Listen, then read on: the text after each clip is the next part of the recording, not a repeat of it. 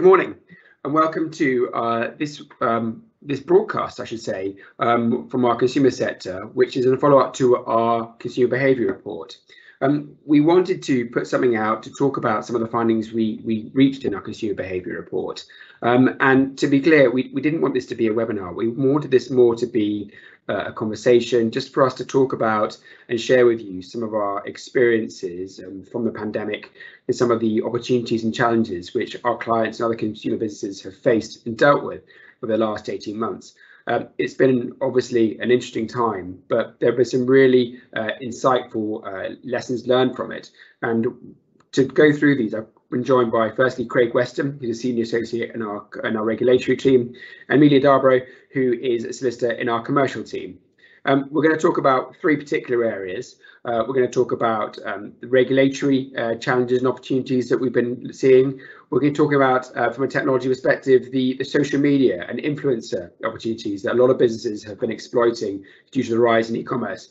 And lastly, I'm going to talk about the sad rise in cyber attacks and how businesses have been dealing with that.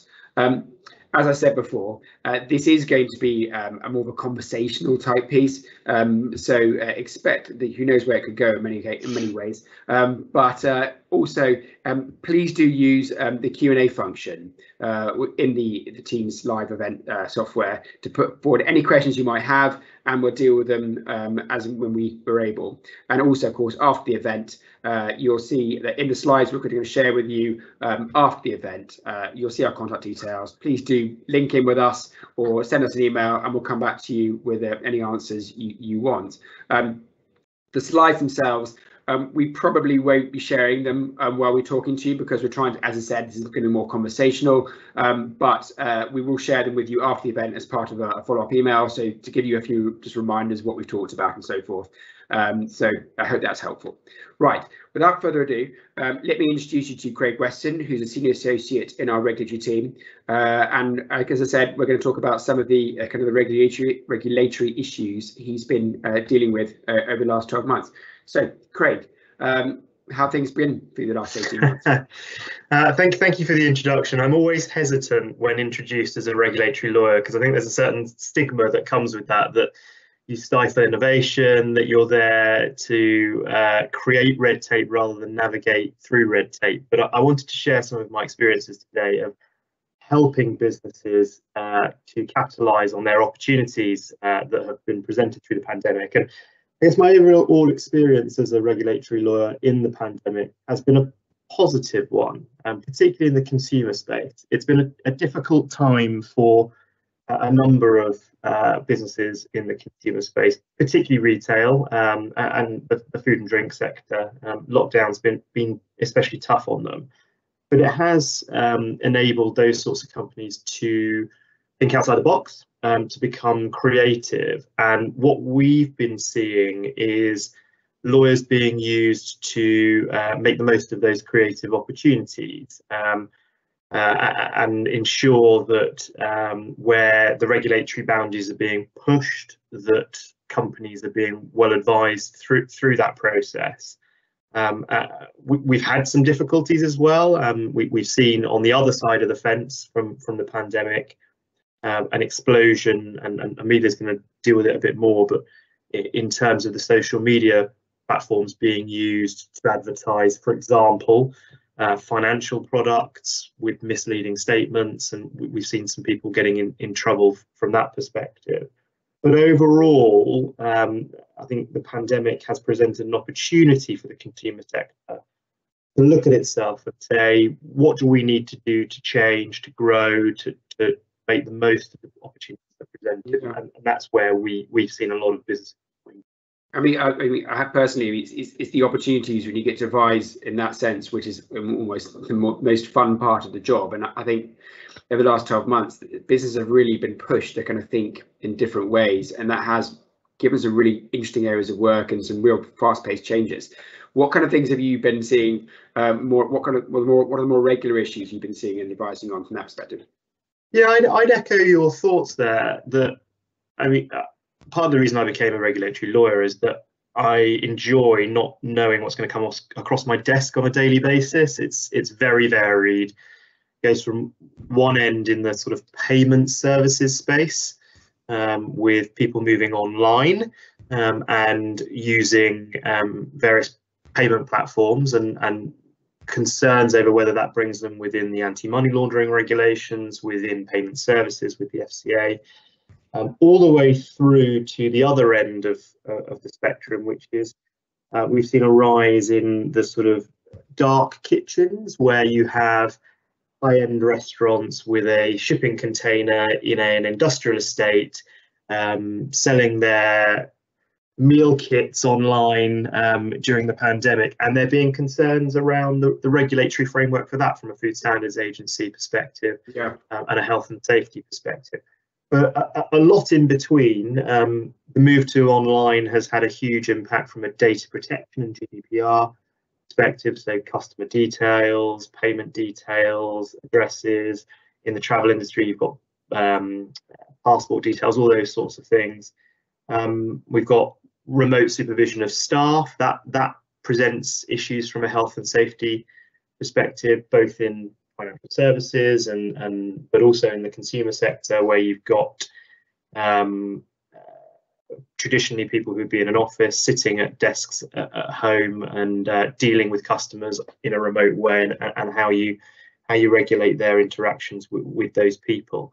And then I think that sort of most extreme examples, which I touched on with your first question, Rob, were where we see people just having a blatant disregard for regulation, and that is increasingly so.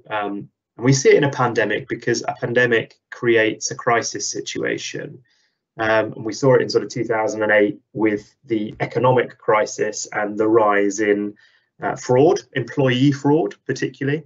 But in this pandemic, we've seen one of the sort of crisis points being people using their entrepreneurial skills, but in a slightly nefarious way. So whether that be investment scams, you would have maybe seen on the BBC's website recently, and I don't normally shout out the BBC, but there's a couple of very good documentaries that sort of justifies your TV license, that you should have a look at around crypto assets and investment advice on social media platforms. That's on the other end of this. Yeah, I should add that other broadcasters are available, obviously.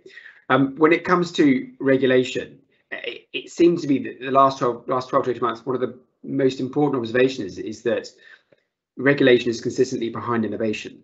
And how do you think clients have been dealing with that in terms of their ability to deal with regulation that essentially is behind where they're going? I think you're right. Innovation often leaves regulation behind. And I think businesses need to recognise, and they do, I think there's a social and corporate responsibility element here, that they recognise that if they are pushing those regulatory boundaries, that they are engaging with the regulator to ensure that ultimately customers are protected. That's ultimately what most regulators function is. And what we've seen, a large part of the work that we've done over the last sort of 12 to 18 months in the pandemic, has been less of the please advise me on this regulation and how it applies to my business. It's, we have this idea, we want to ensure we're operating in an ethical and responsible way, but also in a way that a regulator would be comfortable with. Can you help us to engage with the regulator to ensure that we are structuring our product or our service in a way that once regulation does catch up, that we're not going to have to unwind it all and fit what the regulator wants, that we're setting the agenda ultimately. And that's something that we have done a lot of because of our experience with regulators like the Food Standards Agency, with the Advertising Standards Agency, with the ICO and with the FCA. And how are regulators kind of in dealing with the kind of innovation at the moment? Are they happy to work with businesses in areas which are uncertain? Yeah, it's a really interesting question, and I think what the pandemic has, it's not just made businesses reassess how they operate, it's made regulators reassess. And one of the areas which we see it, or it's most obvious, is with the Financial Conduct Authority. They have created what's called sandboxes. It's the idea of a play sand for kids. Ultimately, kids learn and make their mistakes in a sandbox, and that's what the regulators created for innovative companies in the sort of payment space, in the e-commerce space, in e-money space. And it's a safe space whereby, as long as there is engagement with the regulator and they've signed up to be supervised by the regulator, they have this safe area in which to evolve, try things, make mistakes, and ultimately set the agenda. And what we see coming out of that, and we see it in other sectors as well, but we see consultation papers coming out of the back of that sandbox exercise, which then sets the way in which regulators are going to build on. And to a certain extent, that's happening in the food and drink sector with those sorts of dark kitchens and with the sort of online retail space rather than with physical retail. It's that interaction point between technology and consumer market. It really is that where it's the regulation so far behind us. That's good to hear, because of course the flip side of this is we're often also advising clients who come to us after the event when the regulators have taken a more aggressive stance against something that's already happening. But of course, I suppose the truth is that clients don't often come for early advice because they're so busy innovating. Don't you find that? I do, but it's both a criticism, but also it's an absolute blessing. Innovative people are very, very creative, as we know, and they are so engaged in what that project is that they want to get the product or the offering to the point where they want to launch it. And sometimes, and as I say, it's no criticism, it's just the way these people work, that the legal framework or the regulatory angle gets forgotten about. And we do, and we've been advising a number of companies that have got all the way through to point of product launch or service launch, or even past that point, and have had questions asked either by a regulator or by consumers. Actually, quite a lot of it's consumer behavior driven at the moment. Yeah. I really like that, and consumers are saying, I really like what you're doing, but I have a concern about what happens if things go wrong. How am I protected? And that's the point we have found quite a lot of companies saying, well, actually, we need to have a bit of a think about this before we go into our second phase, before we sort of push or light the blue touch paper and make this go global. Let's get our ducks in a row. And that can be difficult for a regulatory lawyer to unwind what can be a life's work for someone, getting a technological solution point to launch. So I think from that perspective, our advice or tips would be, please don't see a regulatory lawyer as adding additional red tape. Actually, we can really help you wade through what otherwise might be a really difficult exercise of unwinding some really good work. Yeah, I know. I'm now going to use that to kind of seamlessly move on to Kitchen Cut, because I know we talked about this a lot. It's such a good example of how regulatory involvement at the right stage can really kind of change things positively. Yeah, so Kitchen Cut are a fantastic business. They were pre-pandemic, but they've sort of moved on into a new phase. By way of a bit of background, they are a food and drink just-in-time back-end stock and allergen ordering app software, which traditionally worked with large retail chains in the hospitality industry and the food and drink sector. And the pandemic presented a problem for them in that their old business model was a subscription model. You pay on a monthly basis to use their software, and these retail outlets and food and drink businesses were closed, not having to order any stock. So they were having subscriptions cancelled left, right, and centre. But they saw it as a real opportunity. They had a really good platform, they had good software and good people. And ultimately, they came up with the idea of being at the forefront of customer ordering once customers were able to go back into food and drink businesses, typically outside, going onto an app, ordering, going through to the kitchen or the bar. And what it meant was that each individual business didn't have to set up their own system to do so. You paid a one-off fee to have the app, and then you paid a fee for payments processing. One issue that they encountered was that when they wanted to press go on launching, their insurer actually got a little bit concerned and said, we're a little bit worried that you've crept into the regulatory space from a payment services perspective and an anti-money laundering perspective. So they came to us and said, this is the model, these are the terms and conditions, we're ready to go. Every day that we delay is money that's not coming into our bank account. Please help.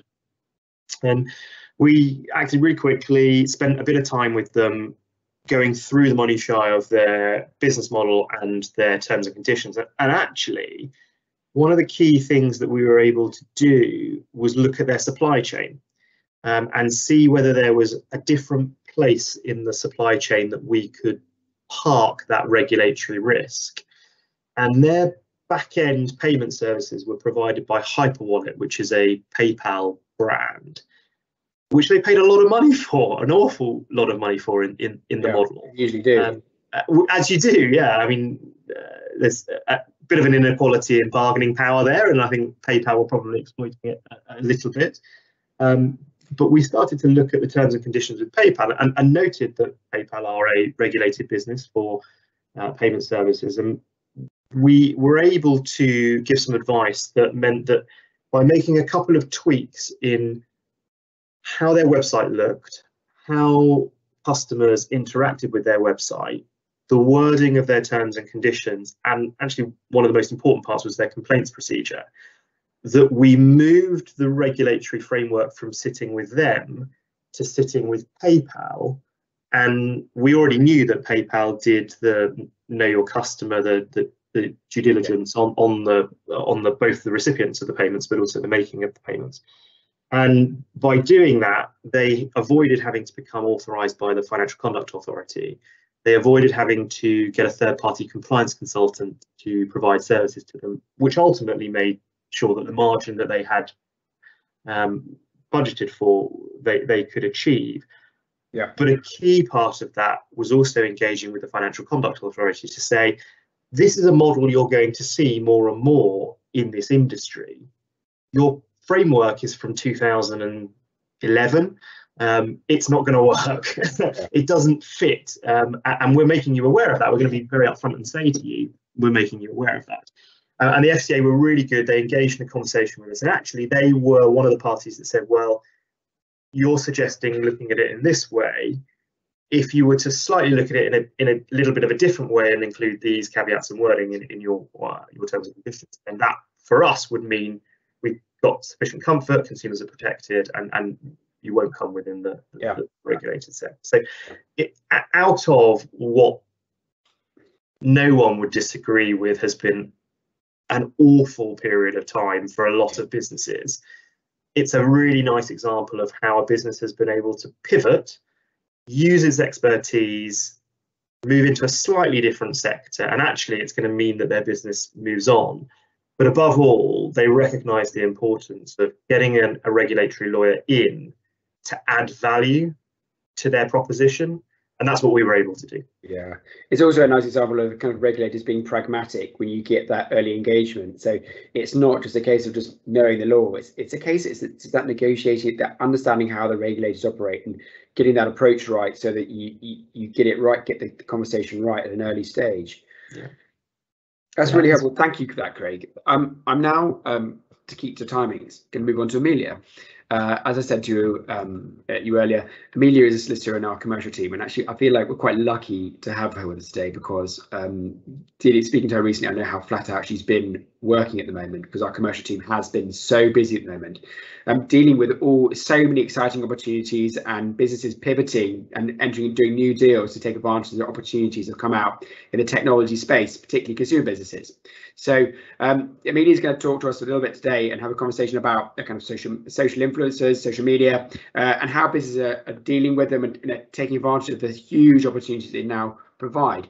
So Amelia, kind of over to you. perhaps you can start off by telling us something a little about kind of what you're seeing in the way brands and consumer businesses are dealing with influence and social media opportunities. Yeah, thanks, Rob. So yeah, influence marketing is a really exciting place to be at the moment, and one that I'm really enjoying supporting our clients with. It's quickly evolving to be one of the most influential routes to market, and appears to be a trend that will dominate the advertising landscape for the foreseeable future. We've certainly seen a lot more of our clients exploring the opportunities of working with influencers, but have also seen a real spike in the number of brand deals that we've supported our influencer clients with. So particularly in the last 12 months, brands have leveraged some of the byproducts of lockdown restrictions, such as the increased reliance on social media to stay virtually connected, but also the increased reliance on online shopping. And there's many reasons why brands are increasingly opting to work with influencers, as it allows them to access a certain desirable demographic through targeting an influencer's following. For inspiration purposes, so influencers are powerful marketers who are in tune with their audience's niche interests, which enables them to pitch a product in a way that really sells and feels genuine. But it also allows a brand story to be communicated seamlessly. And studies have shown that millennial consumers are more interested in sincere engagement than promotion, and that's why relatable content works much better than a paid-for pop-up. And influencer marketing also really enhances the shopping experience of consumers, because it promotes a brand or a product discovery in a really entertaining way. And it also opens up the opportunity for social selling. So the influencer can answer questions about the product, the brand can engage with the audience through comments, etc., which really reflects kind of a change in consumer demand, where consumers want to hear from real people and not corporates. Amelia, I'm just about a millennial. I can just about say that. And as you probably know, I have a relatively active social media presence, mainly on LinkedIn. That's where you find most lawyers. But as someone who does use those platforms, what are brands looking for when they're identifying who to work with from an influencer perspective? Yeah, Craig, I think that's really important. So, well, it's, as you'll be glad to know, it's no longer a numbers game. Engagement metrics show that the volume of followers does not always translate to volume of sales, and it's much better to have an engaged and responsive audience that engages with the content that you produce, rather than one that simply flicks through and kind of doesn't pay a lot of attention to it. And that's why micro-influencers are increasingly becoming a more desirable option for brands, because they're considered more relatable and more genuine than those that just simply churn out brand deals. Is that the reason whenever I post on LinkedIn and it's a picture of my kids or a dinner that I've cooked, I get more engagement than when I'm saying anything legally related? Yeah, I think so. I think people are interested in people, and that's why kind of influencer marketing works and product testimonials through influencer marketing works, because we're all interested in recommendations. I mean, TripAdvisor wouldn't exist if we weren't all curious to hear about other people's experiences. So if you're showing a visual kind of imagery of your family, a more emotive representation of who you are, then people are more likely to engage with it than hearing you report on the latest case, etc. So Amelia, if I'm a brand and I want to potentially, I like Craig's LinkedIn profile, which I do. It's wonderful. If I do that, what kind of things should I be looking for when actually starting to kind of get down into the detail of kind of drawing together the ultimate deal? Yeah, so there's lots of things for a brand to consider. Talking from a legal perspective, obviously the contract with the influencer is really important, and it's really important that the brand gets their legal team to review the contract or seeks external advice from their lawyers to negotiate the best commercial deal. These are really bespoke contracts that people aren't typically familiar with because it's such a new evolving area, but they should really clearly set out, and I say clearly because you are engaging an influencer who is an individual usually and isn't a commercial entity, so doesn't understand the kind of intricacies of contracts, but it should clearly set out the fee, and whether any affiliate commissions payable, whether there's any paid media spend being placed behind the content by the brand, how the brand is permitted to use the content and how long for, the type of content. So is it going to be a post? Is it going to be an Instagram story? Is it going to be a YouTube video? What hashtags should the influencer use? And are there any brand tags that need to be used? Who owns the content? Usually it will be the influencer, as they typically retain all intellectual property rights in the content. Whether there's any exclusivity restrictions, so whether you want to prevent the influencer working with a competitor brand. And then also, really importantly, how you get out of the contract if things do go wrong. And say the influencer posted something that was defamatory or would cause the brand reputational risk if there was an obvious connection between the influencer and the brand. Now, speaking of that, I mean, what I suppose we always see at the moment is the ASA attacking influencers for advertising products without informing consumers, which, putting aside the regulatory issue, could cause damage to brands if these influencers get it wrong. So how do you protect against that, and what do you do if they do start behaving that way? Yeah, so there's lots of things you can do as a brand to mitigate risk, and a lot of that is contract based. So typically brands will include quite detailed instructions around ASA compliance with the advertising rules. So they'll state whether the influencer needs to use hashtag ad or hashtag advert, rather than using more ambiguous disclosures such as hashtag spawn, or the influencer hiding the disclosure within the content so it's not obvious for a consumer to tell that it is an advert. And it's really important because the ASA is actually becoming a lot stricter on this. And just last week, they launched a non-compliance page on their website, which basically listed all the serial offenders that failed to disclose that paid for content is in fact an ad. And these named and shamed influencers are listed for 3 months until they can clear their names. Otherwise, they may face more serious sanctions such as fines. So aside from the kind of the damage that can have to an influencer's reputation, it also can really damage the brand in respect of kind of consumer trust, because it just makes it really transparent that the influencer is not abiding by these rules. And when a brand's investing a lot of money in this marketing, they don't want that kind of risk or any kind of damage to their reputation. And aside from the contractual protections that a brand can put in place, is there anything from a practical perspective they can be doing to ensure that the influencer is maintaining brand reputation and acting within the rules? So yeah, a lot of brands kind of monitor the influencers they engage with and monitor their content. But what we typically see brands are more keen to do is having a kind of approval process in place. So when the influencer creates some content, they'll typically send it to the brand for their approval prior to posting it publicly on their channel. And this is really helpful for a brand because it can not only ensure that the content aligns with the campaign, but it can also ensure that the right advertising disclosures are used, but also that there's no kind of factually incorrect claims about the product that the influencers used in their content that could then also cause damage to the brand.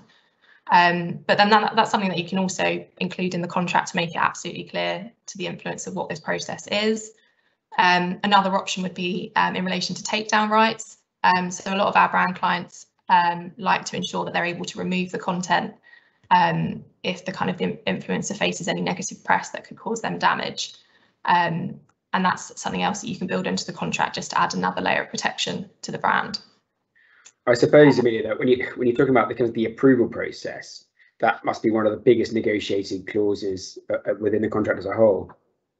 Yeah, it typically is, because the influencer will want less restrictions on them, and they will want to have kind of an authentic, honest voice, and they won't want the brand to kind of have a say in that. But on the flip side, the brand will want to ensure that that the influencers kind of the content they're producing reflects what they're paying for and reflects the aims of the campaign, and that the message is coming across clearly. And to give a few examples and to really embed this, there's a slide we've got on some brand partnerships, which just show really, really vividly kind of the types of deals that influencers and brands are working on. So to work through these, we've got in the top right hand side, we've got On Running Shoes and Roger Federer. So here you can see that Roger's been photographed with a pair of tennis shoes, and these are actually the first 10 issues that On Running has launched. And then what they're doing here is they're really using Roger's kind of expertise to kind of show how quality these shoes are, because Roger's willing to put his name to them. We've also got Mrs. Hinch down in the left-hand corner, cleaning sensation, her collaboration with Lenore. So they work together to develop kind of laundry products.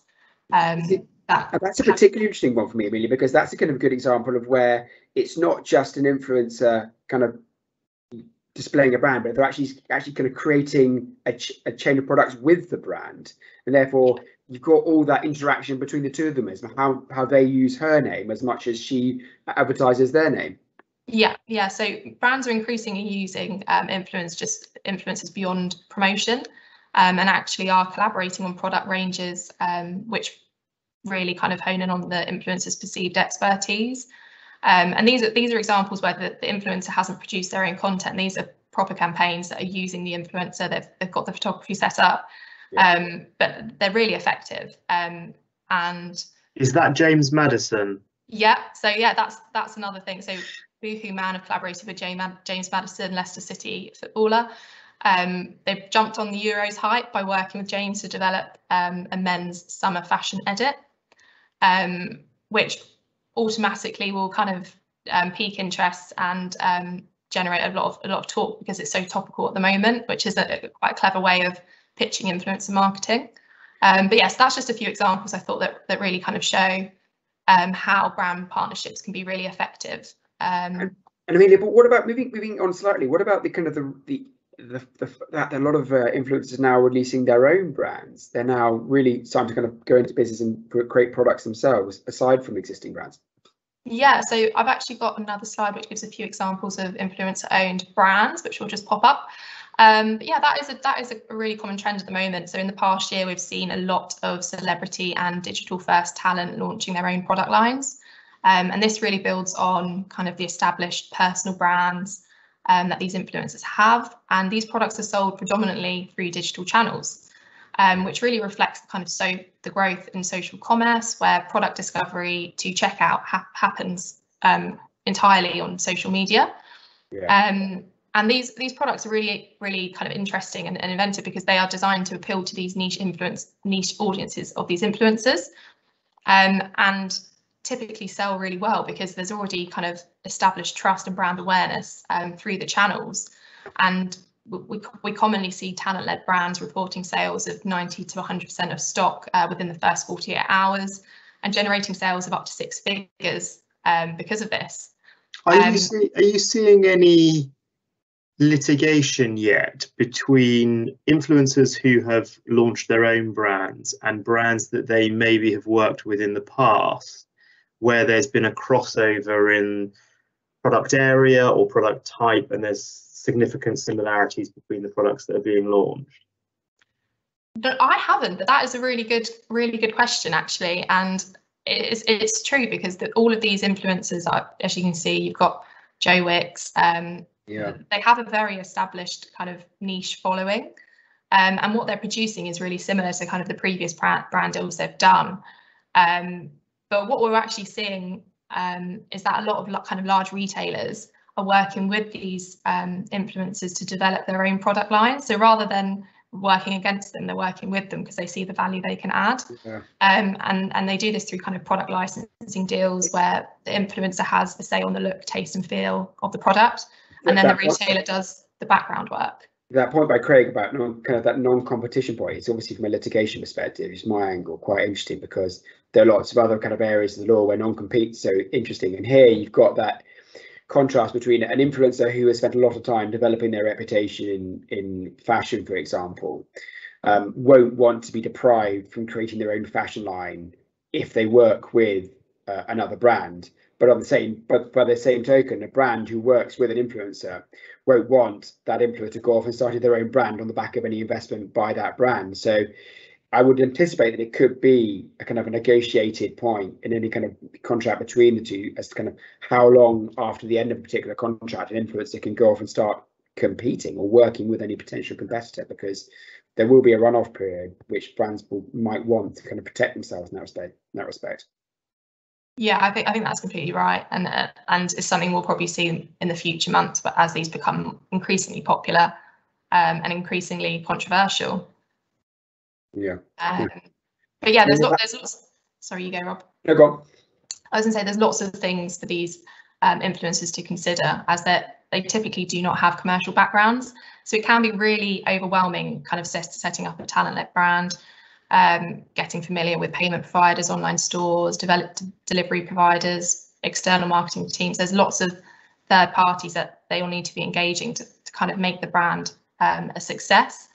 And it's really important to have the right kind of e-commerce infrastructure and contracts in place, as these passion projects are often kind of fast growth, and there's little time for kind of the boring legal stuff. Yeah. Such as website terms and conditions, privacy policies, services agreements, employment contracts. But it's really worth kind of investing in these core contracts to ensure the brand has sufficient contractual protection if a dispute ever did arise. Yeah. And I guess that's the advantage also of the alternative of working with a brand to create kind of jointly products, where the brand has already got the infrastructure to create that and manufacturing products before you, but you still get maybe some other profit or a financial reward for putting your name specifically against that particular product. Yeah, exactly. And the ones on the side here, just to kind of go into those a little bit further, in the bottom left hand corner we've got My Little Coco, which is a children's hair and skincare brand founded by TV presenter Rochelle Humes. And then on the flip side we've got We Glow, which is a fitness and nutrition app by fitness fanatic Steph Williams. So they're very different products. And what I think is really interesting when you look at all of these products that are being developed is that they're not hugely innovative, but the real kind of selling point here and the success of them is the common thread between all of these influencers is that they are powerful influencers and they can make their products seem superior and more desirable than other products on the market.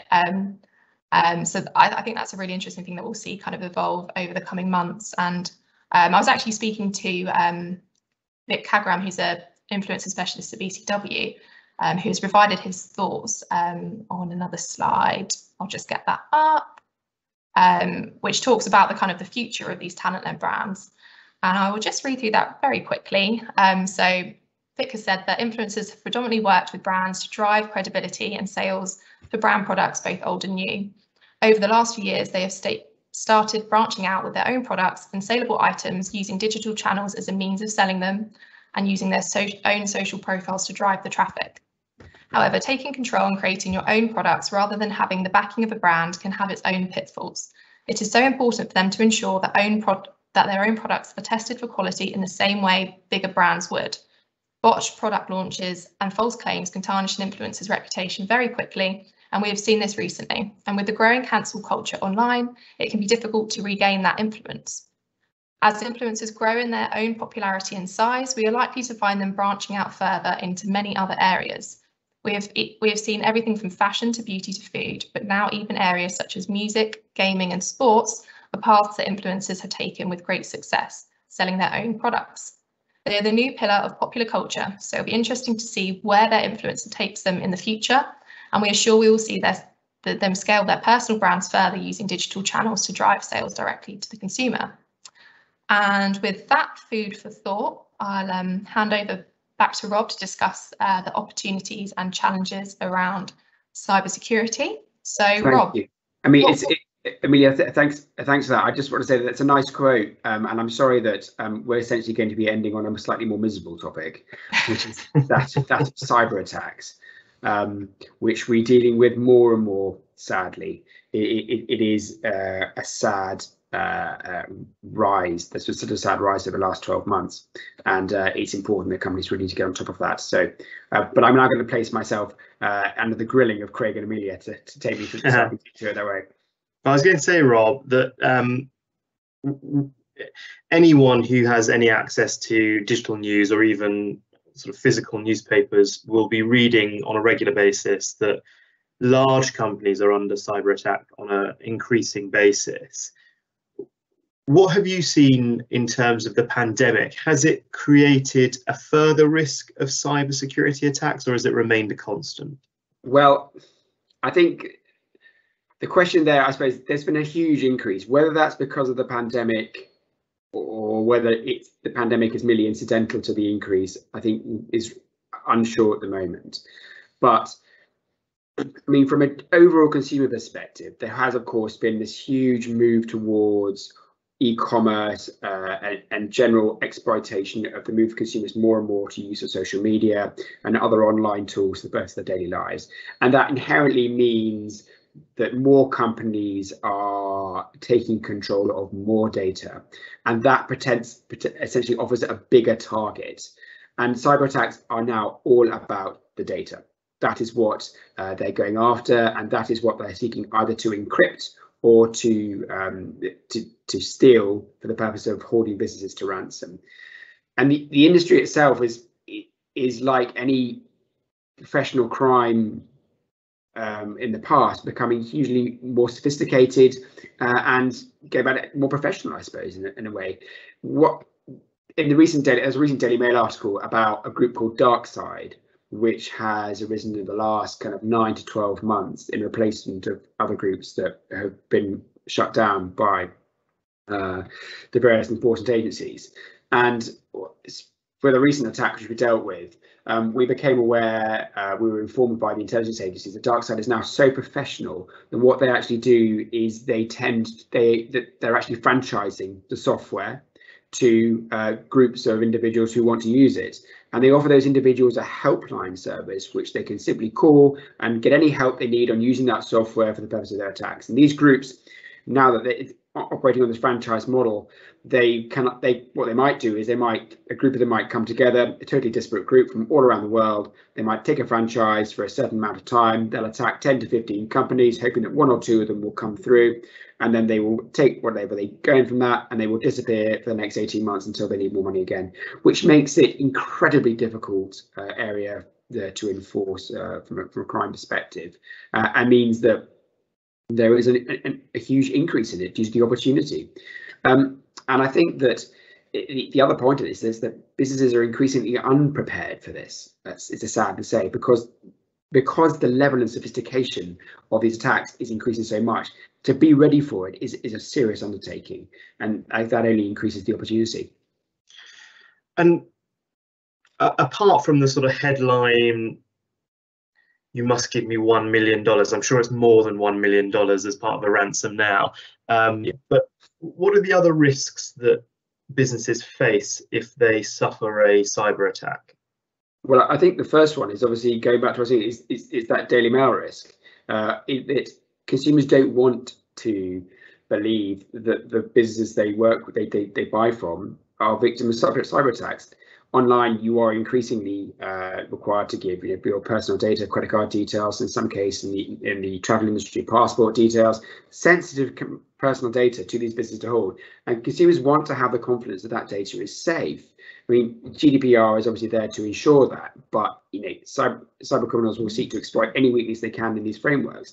And therefore, from a personal reputation perspective, the risks are huge. If you get it wrong, the amount of business you can lose in the future is astronomical.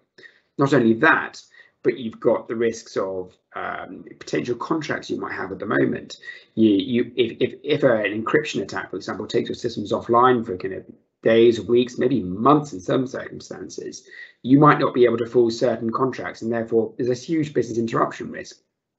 And then in addition to that, of course, you have the regulatory risk. If you are seen as a result of a cyber attack not to have been compliant with your obligation under GDPR or any other regulatory obligations, with the FCA, for example, then you can be fined by that regulator. Therefore, there is a plethora of kind of serious risk to businesses if they get it wrong in the event of a cyber attack.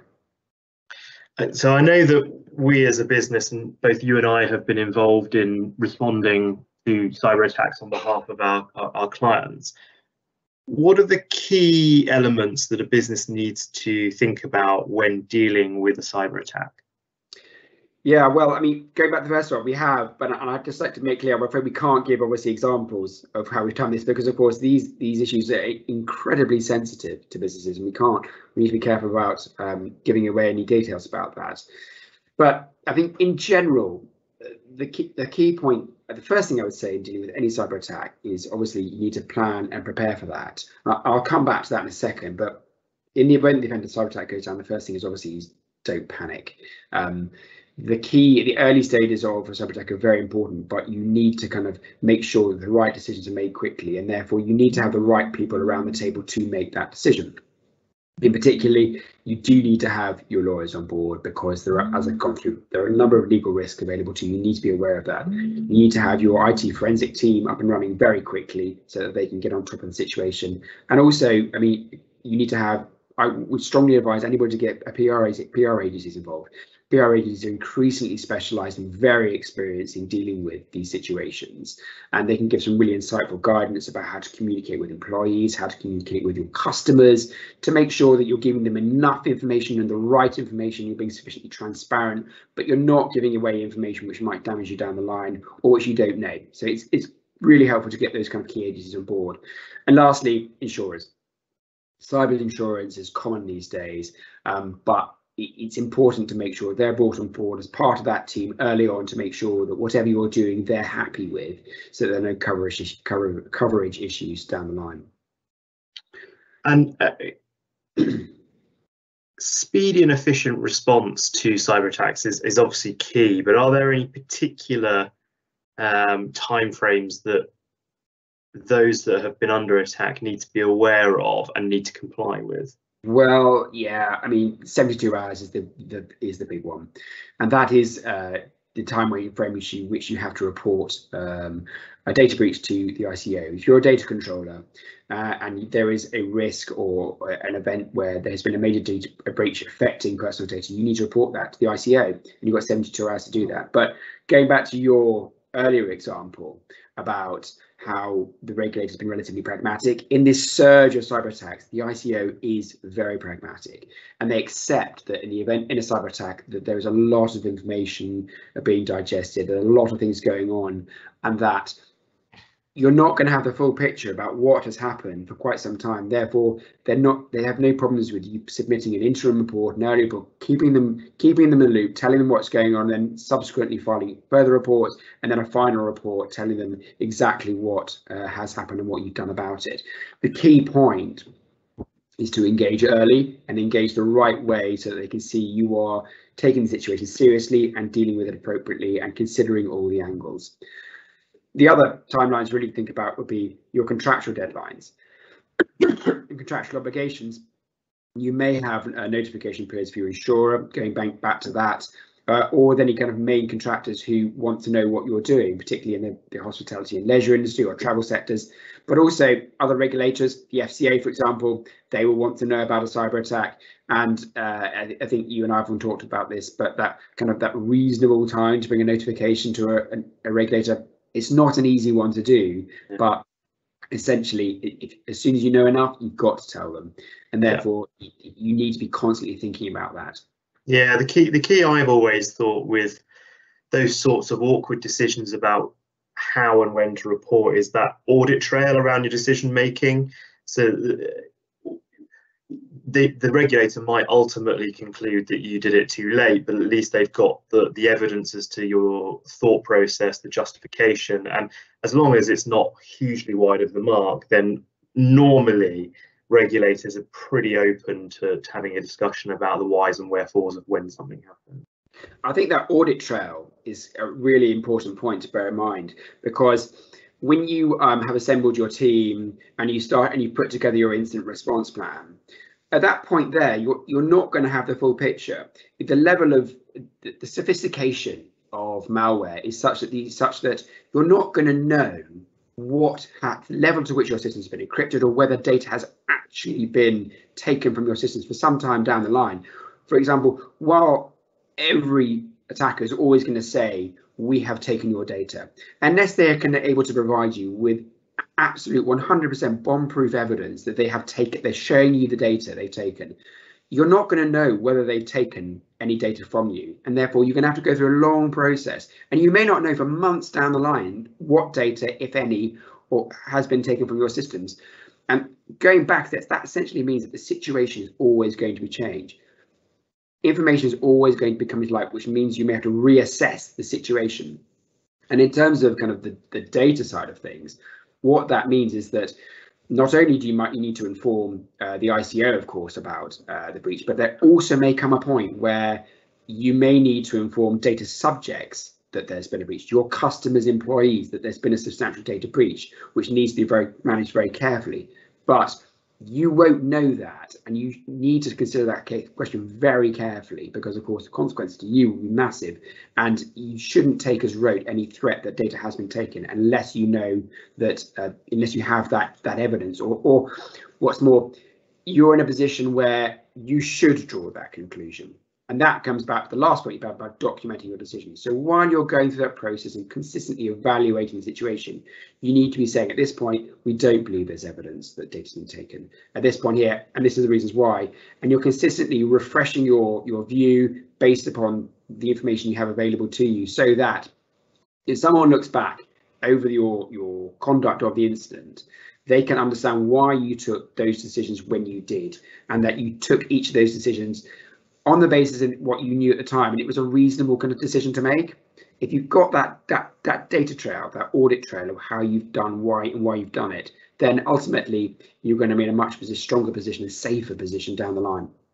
So Rob, touching on kind of the security audits and the paper trail, what else can businesses do to kind of prepare and plan for a cyber attack if and when it does occur? Yeah, thanks, Amelia. I mean, that's the key point, really, isn't it? It's that planning and preparation point, and it is, I mean, from an IT perspective, obviously ensuring that your systems are as up to date as they can be. I mean, like everything, the criminals are always ahead of the police here, where security systems are updated to take account of the latest malware. Cyber criminals will be automatically updating their own malware to get past that. Therefore, keeping your own security systems consistently updated, making sure from a contractual perspective that if you have any contracts or ongoing contracts in place that require a consistent provision of service, that you are receiving that update, that you are getting that consistent feedback into your own IT that's going to keep you as up to date as you can be with regard to the existing threats. But also, I think that the other kind of key way criminals are getting in these days is by user error. It's by those phishing emails, not emails, you're talking about text messages, WhatsApp messages, any form of electronic communication that essentially offers a potential means of a cyber criminal to get access to your systems. And therefore, there's a huge emphasis now on making sure your staff are regularly trained, and not only trained but tested in terms of how they deal with that. I mean, I know here at IAM we're tested at least once every couple of weeks. Our IT security team will design and send out a phishing email, and we will have to try and report it, and they will report back to us on the success rate, how effective we were, and what to look out for, and what they were testing us for there. And that constantly keeping your staff aware of the threat and on the guard against it, I think is really important. And lastly, I think that there's a strong emphasis on now constantly reviewing the data you hold, because of course the more data you hold, the bigger the threat there is to your business, because of course it means there's more data for any cyber attacker to get hold of at the end of the day. And therefore auditing what you hold, how you hold it, not only in terms of where it's held and your compliance with GDPR and other data regulation, but also in terms of the encryption of it from an IT perspective. I think looking at the threat as against your system, looking at that data is really important, and that whole policy and process planning for an incident is so important, so that when it does happen, you're ready for it and you've mitigated any potential damage right before it's even happened. Good. So I think that with 5 minutes to go, I think that pretty much wraps it up for the day. I'm going to end up by saying thank you very much to Craig and Amelia for your input on that. If you've got any queries, please do either contact me, Amelia, or Craig, either through our email addresses, which are on the presentation we've given you, or just link in with us and contact us that way. It's a great way. We're all very active on LinkedIn and we put out stuff all the time, so hopefully that'll be helpful. But otherwise, it remains me to say thank you again to Amelia and Craig, and have a good day, and hopefully we'll see you soon. Many thanks.